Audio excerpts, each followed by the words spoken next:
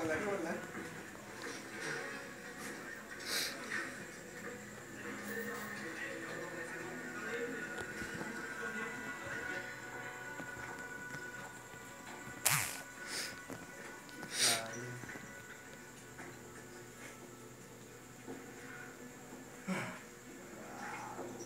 ¿Aún te escondes bajo tierra?